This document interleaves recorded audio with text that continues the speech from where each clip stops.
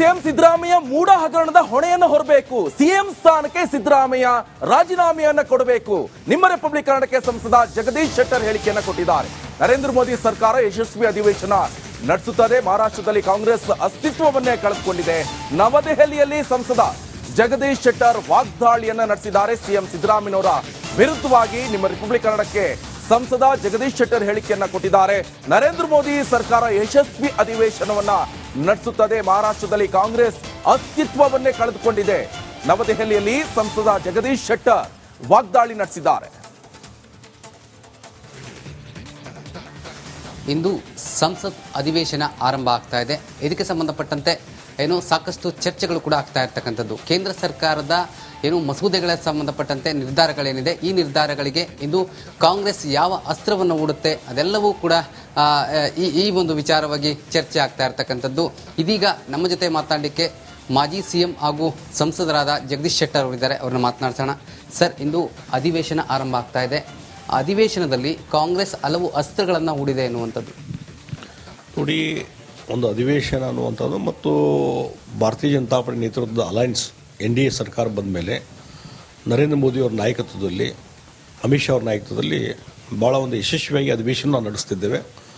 ಪ್ರತಿಪಕ್ಷ ಕಾಂಗ್ರೆಸ್ಸು ಮತ್ತು ಅವರ ಅಲಯನ್ಸ್ ಪಾರ್ಟಿ ಇಂಡಿಯಾ ಅಂತೇಳಿ ಅವರ ಒಂದು ಶಕ್ತಿ ಪ್ರತಿ ಹಂತದಲ್ಲಿ ಕ್ಷೀಣಿಸ್ತಾ ಇದೆ. ಇತ್ತೀಚೆಗೆ ಮಹಾರಾಷ್ಟ್ರದ ಇಲೆಕ್ಷನ್ನು ಅಭೂತಪೂರ್ವಂಥ ಜಯ ಭಾರತೀಯ ಜನತಾ ಪಾರ್ಟಿ ನೇತೃತ್ವ ಅಲಯನ್ಸ್ಗೆ ಸಿಕ್ಕಿದೆ. ಕಾಂಗ್ರೆಸ್ಸು ಮತ್ತು ಇನ್ನಿತರ ಪಾರ್ಟಿಗಳು ಅವರ ಅಲಯನ್ಸ್ ಎಲ್ಲಿವರೆಗೆ ಅಂದರೆ ಇವತ್ತು ಲೀಡರ್ ಆಫ್ ಅಪೋಸಿಷನ್ ಆಗಲಿಕ್ಕೂ ಸಹಿತ ಸಂಖ್ಯೆ ಆರಿಸಿ ಬರಲಿಲ್ಲ ಅವರು.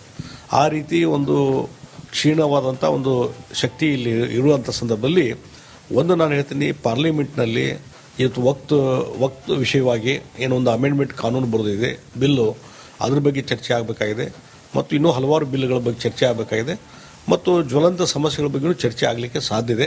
ಸರ್, ಈಗ ವಕ್ ವಿಚಾರವಾಗಿ ವಕ್ ಮಸೂದೆಯನ್ನು ಜಾರಿಗೆ ತರೋದಕ್ಕೆ ಕೇಂದ್ರ ಸರ್ಕಾರ ನಿರ್ಧಾರ ಮಾಡಿದೆ. ಆದರೆ ವಿಪಕ್ಷಗಳು ಇದಕ್ಕೆ ವಿರೋಧವನ್ನು ವ್ಯಕ್ತಪಡಿಸ್ತಾ ಇದೆ. ಇದರ ಬಗ್ಗೆ ಏನು ಹೇಳ್ತೀವಿ? ನೋಡಿ, ನಾನು ಹೇಳ್ತೀನಿ, ಈ ವಕ್ ಅವಾಂತರ ಏನೇನು ಕರ್ನಾಟಕದಲ್ಲಿ ಆಗಿದೆ, ಬೇರೆ ಬೇರೆ ರಾಜ್ಯದಲ್ಲಿ ಆಗಿದೆ, ಎಲ್ಲರಿಗೂ ಕಣ್ಣು ಮುಂದೆ ಇರುವಂಥದ್ದು. ಹೀಗಾಗಿ ವಕ್ ಹೆಸರಿನಲ್ಲಿ ಇವತ್ತು ರೈತರ ಜಮೀನನ್ನು ಇವತ್ತು ವಶ ಪಡ್ಕೊಳ್ಳುವಂಥದ್ದು ಸ್ಟಾರ್ಟ್ ಆಗಿದೆ. ಆ ಹಿನ್ನೆಲೆಯಲ್ಲಿ ಭಾಳಷ್ಟು ದೊಡ್ಡ ಸಂಖ್ಯೆಯಲ್ಲಿ ಲಕ್ಷಾಂತರ ಜನರಿಗೆ ಇದು ಅನ್ಯಾಯ ಆಗ್ತಾ ಇದೆ. ಅದಕ್ಕೆ ಇದೊಂದು ತಿದ್ದುಪಡಿ ಮಾಡುವಂಥದ್ದು ಭಾಳ ಅವಶ್ಯಕತೆ ಇದೆ. ಸರ್, ಇನ್ನು ಬಹಳ ಪ್ರಮುಖವಾಗಿ ಮೂಡ ಹಗರಣ ವಿಚಾರ. ಸಿಎಂ ದೆಹಲಿಗೆ ಆಗಮಿಸಿದ್ರು. ದೆಹಲಿಗೆ ಬಂದಂತಹ ಸಂದರ್ಭದಲ್ಲಿ ಅವರ ಹಿರಿಯ ವಕೀಲರನ್ನ ಕೂಡ ಭೇಟಿ ಮಾಡಿರುವಂಥದ್ದು, ಹಾಗೆಯೇ ಹೈಕಮಾಂಡ್ ಜೊತೆ ಕೂಡ ಚರ್ಚೆಯನ್ನ ನಡೆಸಿರುವಂಥದ್ದು. ಎಲ್ಲೋ ಒಂದು ಕಡೆ ಸಿಎಂಗೆ ಈಗ ಮತ್ತಷ್ಟು ದಾಖಲೆಗಳು ಕೂಡ ರಿಲೀಸ್ ಆಗ್ತಾ ಇರುವಂಥದ್ದು ಸಿಎಂ ಅವರ ವಿರುದ್ಧ. ಹಾಗಾಗಿ ಎಲ್ಲೋ ಒಂದು ಕಡೆ ಅವರಿಗೆ ಭಯ ಶುರುವಾಗಿದೆಯಾ ಸಿಎಂಗೆ ಅಂತ? ನೋಡಿ, ಇದು ಮೂಡ ವಿಚಾರದಲ್ಲಿ ಇವತ್ತು ಸಿದ್ದರಾಮಯ್ಯವರು ಇವತ್ತಿನ ನಾಳೆ ರಾಜೀನಾಮೆ ಕೊಡಲೇಬೇಕಾಗ್ತದೆ. ಮತ್ತು ಅವರ ವಿರುದ್ಧ ಇರುವಂಥ ಆರೋಪ ಹೆಚ್ಚು ಕಡಿಮೆ ಪ್ರೈಮಾಪೇಶಿಯ ಪ್ರೂವ್ ಆಗಿದೆ. ಅವರು ಸಹಜವಾಗಿ ಲೀಗಲ್ ಬ್ಯಾಟಲ್ ಮಾಡುವಾಗ ಅವರು ವಕೀಲರು ಭೇಟಿ ಆಗ್ತಾರೆ. ಅದೊಂದು ಸಹಜವಾದಂಥ ಪ್ರಕ್ರಿಯೆ. ಮತ್ತು ಅವ್ರು ಹೈಕಮಾಂಡ್ ಬಿಟ್ಟಾಗುವಂಥದ್ದು ಅವ್ರಿಗೆ ಬಿಟ್ಟಂಥ ವಿಚಾರ. ಎಷ್ಟೇ ಅವರು ಪ್ರಯತ್ನ ಮಾಡಿದರೂ ಸದ್ಯಕ್ಕೆ ಅವರು ಇವತ್ತಿನ ನಾಳೆ ರಾಜೀನಾಮೆ ಕೊಡಲೇಬೇಕಾಗ್ತದೆ. ಮೂಡ ಹಗರಣದಲ್ಲಿ ಅಷ್ಟು ಗಂಭೀರವಾದಂಥ ಪ್ರಕರಣ ಅದು. ಹೀಗಾಗಿ ಅದ್ರ ಬಗ್ಗೆ ಅವರು ಅದನ್ನ ನಿರ್ಧಾರಗಳನ್ನು ಕೈಗೊಳ್ಳಬೇಕಾಗ್ತದೆ. ಇದಿಷ್ಟು ಮಾಜಿ ಸಿಎಂ ಹಾಗೂ ಸಂಸದರಾದ ಜಗದೀಶ್ ಶೆಟ್ಟರ್ ಅವರ ಮಾತಾಗಿರುವಂಥದ್ದು.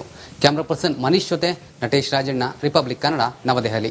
ಸಿಎಂ ಸಿದ್ದರಾಮಯ್ಯ ಮೂಡ ಹಗರಣದ ಹೊಣೆಯನ್ನು ಹೊರಬೇಕು. ಸಿಎಂ ಸ್ಥಾನಕ್ಕೆ ಸಿದ್ದರಾಮಯ್ಯ ರಾಜೀನಾಮೆಯನ್ನ ಕೊಡಬೇಕು. ನಿಮ್ಮ ರಿಪಬ್ಲಿಕ್ ಕನ್ನಡಕ್ಕೆ ಸಂಸದ ಜಗದೀಶ್ ಶೆಟ್ಟರ್ ಹೇಳಿಕೆಯನ್ನ ಕೊಟ್ಟಿದ್ದಾರೆ. ನರೇಂದ್ರ ಮೋದಿ ಸರ್ಕಾರ ಯಶಸ್ವಿ ಅಧಿವೇಶನ ನಡೆಸುತ್ತದೆ. ಮಹಾರಾಷ್ಟ್ರದಲ್ಲಿ ಕಾಂಗ್ರೆಸ್ ಅಸ್ತಿತ್ವವನ್ನೇ ಕಳೆದುಕೊಂಡಿದೆ. ನವದೆಹಲಿಯಲ್ಲಿ ಸಂಸದ ಜಗದೀಶ್ ಶೆಟ್ಟರ್ ವಾಗ್ದಾಳಿಯನ್ನ ನಡೆಸಿದ್ದಾರೆ. ಸಿಎಂ ಸಿದ್ದರಾಮಯ್ಯನವರ ವಿರುದ್ಧವಾಗಿ ನಿಮ್ಮ ರಿಪಬ್ಲಿಕ್ ಕನ್ನಡಕ್ಕೆ ಸಂಸದ ಜಗದೀಶ್ ಶೆಟ್ಟರ್ ಹೇಳಿಕೆಯನ್ನ ಕೊಟ್ಟಿದ್ದಾರೆ. ನರೇಂದ್ರ ಮೋದಿ ಸರ್ಕಾರ ಯಶಸ್ವಿ ಅಧಿವೇಶನವನ್ನ ನಡೆಸುತ್ತದೆ. ಮಹಾರಾಷ್ಟ್ರದಲ್ಲಿ ಕಾಂಗ್ರೆಸ್ ಅಸ್ತಿತ್ವವನ್ನೇ ಕಳೆದುಕೊಂಡಿದೆ. ನವದೆಹಲಿಯಲ್ಲಿ ಸಂಸದ ಜಗದೀಶ್ ಶೆಟ್ಟರ್ ವಾಗ್ದಾಳಿ ನಡೆಸಿದ್ದಾರೆ. ಇಂದು ಸಂಸತ್ ಅಧಿವೇಶನ ಆರಂಭ ಆಗ್ತಾ ಇದೆ. ಇದಕ್ಕೆ ಸಂಬಂಧಪಟ್ಟಂತೆ ಸಾಕಷ್ಟು ಚರ್ಚೆಗಳು ಕೂಡ ಆಗ್ತಾ ಇರ್ತಕ್ಕಂಥದ್ದು. ಕೇಂದ್ರ ಸರ್ಕಾರದ ಮಸೂದೆಗಳ ಸಂಬಂಧಪಟ್ಟಂತೆ ನಿರ್ಧಾರಗಳೇನಿದೆ, ಈ ನಿರ್ಧಾರಗಳಿಗೆ ಇಂದು ಕಾಂಗ್ರೆಸ್ ಯಾವ ಅಸ್ತ್ರವನ್ನು ಹೂಡುತ್ತೆ ಅದೆಲ್ಲವೂ ಕೂಡ ಈ ಒಂದು ವಿಚಾರವಾಗಿ ಚರ್ಚೆ ಆಗ್ತಾ ಇರ್ತಕ್ಕಂಥದ್ದು.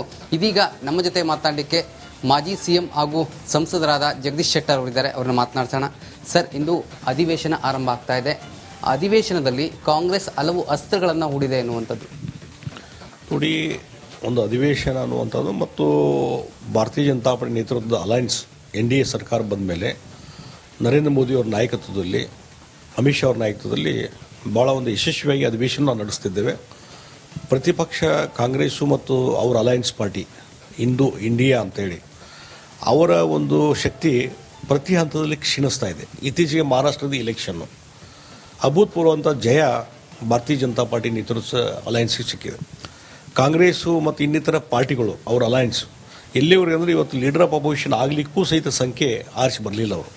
ಆ ರೀತಿ ಒಂದು ಕ್ಷೀಣವಾದಂಥ ಒಂದು ಶಕ್ತಿ ಇಲ್ಲಿ ಇರುವಂಥ ಸಂದರ್ಭದಲ್ಲಿ ಒಂದು ನಾನು ಹೇಳ್ತೀನಿ, ಪಾರ್ಲಿಮೆಂಟ್ನಲ್ಲಿ ಇವತ್ತು ವಕ್ತ್ ವಿಷಯವಾಗಿ ಏನೊಂದು ಅಮೆಂಡ್ಮೆಂಟ್ ಕಾನೂನು ಬರೆದಿದೆ ಬಿಲ್ಲು, ಅದ್ರ ಬಗ್ಗೆ ಚರ್ಚೆ ಆಗಬೇಕಾಗಿದೆ ಮತ್ತು ಇನ್ನೂ ಹಲವಾರು ಬಿಲ್ಗಳ ಬಗ್ಗೆ ಚರ್ಚೆ ಆಗಬೇಕಾಗಿದೆ ಮತ್ತು ಜ್ವಲಂತ ಸಮಸ್ಯೆಗಳ ಬಗ್ಗೆಯೂ ಚರ್ಚೆ ಆಗಲಿಕ್ಕೆ ಸಾಧ್ಯತೆ. ಸರ್, ಈಗ ವಕ್ ವಿಚಾರವಾಗಿ ವಕ್ ಮಸೂದೆಯನ್ನು ಜಾರಿಗೆ ತರೋದಕ್ಕೆ ಕೇಂದ್ರ ಸರ್ಕಾರ ನಿರ್ಧಾರ ಮಾಡಿದೆ. ಆದರೆ ವಿಪಕ್ಷಗಳು ಇದಕ್ಕೆ ವಿರೋಧವನ್ನು ವ್ಯಕ್ತಪಡಿಸ್ತಾ ಇದೆ. ಇದರ ಬಗ್ಗೆ ಏನು ಹೇಳ್ತೀವಿ? ನೋಡಿ, ಒಂದು ನಾನು ಹೇಳ್ತೀನಿ, ಈ ವಕ್ ಅವಾಂತರ ಏನೇನು ಕರ್ನಾಟಕದಲ್ಲಿ ಆಗಿದೆ, ಬೇರೆ ಬೇರೆ ರಾಜ್ಯದಲ್ಲಿ ಆಗಿದೆ, ಎಲ್ಲರಿಗೂ ಕಣ್ಣು ಮುಂದೆ ಇರುವಂಥದ್ದು. ಹೀಗಾಗಿ ವಕ್ ಹೆಸರಿನಲ್ಲಿ ಇವತ್ತು ರೈತರ ಜಮೀನನ್ನು ಇವತ್ತು ವಶ ಪಡ್ಕೊಳ್ಳುವಂಥದ್ದು ಸ್ಟಾರ್ಟ್ ಆಗಿದೆ. ಆ ಹಿನ್ನೆಲೆಯಲ್ಲಿ ಭಾಳಷ್ಟು ದೊಡ್ಡ ಸಂಖ್ಯೆಯಲ್ಲಿ ಲಕ್ಷಾಂತರ ಜನರಿಗೆ ಇದು ಅನ್ಯಾಯ ಆಗ್ತಾ ಇದೆ. ಅದಕ್ಕೆ ಇದೊಂದು ತಿದ್ದುಪಡಿ ಮಾಡುವಂಥದ್ದು ಭಾಳ ಅವಶ್ಯಕತೆ ಇದೆ. ಸರ್, ಇನ್ನು ಬಹಳ ಪ್ರಮುಖವಾಗಿ ಮೂಡ ಹಗರಣ ವಿಚಾರ. ಸಿಎಂ ದೆಹಲಿಗೆ ಆಗಮಿಸಿದ್ರು. ದೆಹಲಿಗೆ ಬಂದಂತಹ ಸಂದರ್ಭದಲ್ಲಿ ಅವರ ಹಿರಿಯ ವಕೀಲರನ್ನ ಕೂಡ ಭೇಟಿ ಮಾಡಿರುವಂಥದ್ದು, ಹಾಗೆಯೇ ಹೈಕಮಾಂಡ್ ಜೊತೆ ಕೂಡ ಚರ್ಚೆಯನ್ನ ನಡೆಸಿರುವಂಥದ್ದು. ಎಲ್ಲೋ ಒಂದು ಕಡೆ ಸಿಎಂಗೆ ಈಗ ಮತ್ತಷ್ಟು ದಾಖಲೆಗಳು ಕೂಡ ರಿಲೀಸ್ ಆಗ್ತಾ ಇರುವಂಥದ್ದು ಸಿಎಂ ಅವರ ವಿರುದ್ಧ. ಹಾಗಾಗಿ ಎಲ್ಲೋ ಒಂದು ಕಡೆ ಅವರಿಗೆ ಭಯ ಶುರುವಾಗಿದೆಯಾ ಸಿಎಂಗೆ ಅಂತ? ನೋಡಿ, ಇದು ಮೂಡ ವಿಚಾರದಲ್ಲಿ ಇವತ್ತು ಸಿದ್ದರಾಮಯ್ಯವರು ಇವತ್ತಿನ ನಾಳೆ ರಾಜೀನಾಮೆ ಕೊಡಲೇಬೇಕಾಗ್ತದೆ ಮತ್ತು ಅವರ ವಿರುದ್ಧ ಇರುವಂಥ ಆರೋಪ ಹೆಚ್ಚು ಕಡಿಮೆ ಪ್ರೈಮಾಪೇಶಿ ಪ್ರೂವ್ ಆಗಿದೆ. ಅವರು ಸಹಜವಾಗಿ ಲೀಗಲ್ ಬ್ಯಾಟಲ್ ಮಾಡುವಾಗ ಅವರು ವಕೀಲರು ಭೇಟಿ ಆಗ್ತಾರೆ. ಅದೊಂದು ಸಹಜವಾದಂಥ ಪ್ರಕ್ರಿಯೆ ಮತ್ತು ಅವ್ರು ಹೈಕಮಾಂಡ್ ಬಿಟ್ಟಾಗುವಂಥದ್ದು ಅವ್ರಿಗೆ ಬಿಟ್ಟಂಥ ವಿಚಾರ. ಎಷ್ಟೇ ಅವರು ಪ್ರಯತ್ನ ಮಾಡಿದರೂ ಸದ್ಯಕ್ಕೆ ಅವರು ಇವತ್ತಿನ ನಾಳೆ ರಾಜೀನಾಮೆ ಕೊಡಲೇಬೇಕಾಗ್ತದೆ. ಮೂಡ ಹಗರಣದ ಅಷ್ಟು ಗಂಭೀರವಾದಂಥ ಪ್ರಕರಣ ಅದು. ಹೀಗಾಗಿ ಅದ್ರ ಬಗ್ಗೆ ಅವರು ಅದನ್ನ ನಿರ್ಧಾರಗಳನ್ನು ಕೈಗೊಳ್ಳಬೇಕಾಗ್ತದೆ. ಇದಿಷ್ಟು ಮಾಜಿ ಸಿಎಂ ಹಾಗೂ ಸಂಸದರಾದ ಜಗದೀಶ್ ಶೆಟ್ಟರ್ ಅವರ ಮಾತಾಗಿರುವಂಥದ್ದು. ಕ್ಯಾಮರಾ ಪರ್ಸನ್ ಮನೀಶ್ ಜೊತೆ ನಟೇಶ್ ರಾಜಣ್ಣ, ರಿಪಬ್ಲಿಕ್ ಕನ್ನಡ, ನವದೆಹಲಿ. ಸಿಎಂ ಸಿದ್ದರಾಮಯ್ಯ ಮೂಡ ಹಗರಣದ ಹೊಣೆಯನ್ನು ಹೊರಬೇಕು. ಸಿಎಂ ಸ್ಥಾನಕ್ಕೆ ಸಿದ್ದರಾಮಯ್ಯ ರಾಜೀನಾಮೆಯನ್ನ ಕೊಡಬೇಕು. ನಿಮ್ಮ ರಿಪಬ್ಲಿಕ್ ಕನ್ನಡಕ್ಕೆ ಸಂಸದ ಜಗದೀಶ್ ಶೆಟ್ಟರ್ ಹೇಳಿಕೆಯನ್ನ ಕೊಟ್ಟಿದ್ದಾರೆ. ನರೇಂದ್ರ ಮೋದಿ ಸರ್ಕಾರ ಯಶಸ್ವಿ ಅಧಿವೇಶನ ನಡೆಸುತ್ತದೆ. ಮಹಾರಾಷ್ಟ್ರದಲ್ಲಿ ಕಾಂಗ್ರೆಸ್ ಅಸ್ತಿತ್ವವನ್ನೇ ಕಳೆದುಕೊಂಡಿದೆ. ನವದೆಹಲಿಯಲ್ಲಿ ಸಂಸದ ಜಗದೀಶ್ ಶೆಟ್ಟರ್ ವಾಗ್ದಾಳಿಯನ್ನ ನಡೆಸಿದ್ದಾರೆ. ಸಿಎಂ ಸಿದ್ದರಾಮಯ್ಯನವರ ವಿರುದ್ಧವಾಗಿ ನಿಮ್ಮ ರಿಪಬ್ಲಿಕ್ ಕನ್ನಡಕ್ಕೆ ಸಂಸದ ಜಗದೀಶ್ ಶೆಟ್ಟರ್ ಹೇಳಿಕೆಯನ್ನ ಕೊಟ್ಟಿದ್ದಾರೆ. ನರೇಂದ್ರ ಮೋದಿ ಸರ್ಕಾರ ಯಶಸ್ವಿ ಅಧಿವೇಶನವನ್ನ ನಡೆಸುತ್ತದೆ. ಮಹಾರಾಷ್ಟ್ರದಲ್ಲಿ ಕಾಂಗ್ರೆಸ್ ಅಸ್ತಿತ್ವವನ್ನೇ ಕಳೆದುಕೊಂಡಿದೆ. ನವದೆಹಲಿಯಲ್ಲಿ ಸಂಸದ ಜಗದೀಶ್ ಶೆಟ್ಟರ್ ವಾಗ್ದಾಳಿ ನಡೆಸಿದ್ದಾರೆ. ಇಂದು ಸಂಸತ್ ಅಧಿವೇಶನ ಆರಂಭ ಆಗ್ತಾ ಇದೆ. ಇದಕ್ಕೆ ಸಂಬಂಧಪಟ್ಟಂತೆ ಸಾಕಷ್ಟು ಚರ್ಚೆಗಳು ಕೂಡ ಆಗ್ತಾ ಇರ್ತಕ್ಕಂಥದ್ದು. ಕೇಂದ್ರ ಸರ್ಕಾರದ ಮಸೂದೆಗಳ ಸಂಬಂಧಪಟ್ಟಂತೆ ನಿರ್ಧಾರಗಳೇನಿದೆ, ಈ ನಿರ್ಧಾರಗಳಿಗೆ ಇಂದು ಕಾಂಗ್ರೆಸ್ ಯಾವ ಅಸ್ತ್ರವನ್ನು ಹೂಡುತ್ತೆ ಅದೆಲ್ಲವೂ ಕೂಡ ಈ ಒಂದು ವಿಚಾರವಾಗಿ ಚರ್ಚೆ ಆಗ್ತಾ ಇರ್ತಕ್ಕಂಥದ್ದು. ಇದೀಗ ನಮ್ಮ ಜೊತೆ ಮಾತಾಡಲಿಕ್ಕೆ ಮಾಜಿ ಸಿಎಂ ಹಾಗೂ ಸಂಸದರಾದ ಜಗದೀಶ್ ಶೆಟ್ಟರ್ ಅವರಿದ್ದಾರೆ. ಅವ್ರನ್ನ ಮಾತನಾಡ್ಸೋಣ.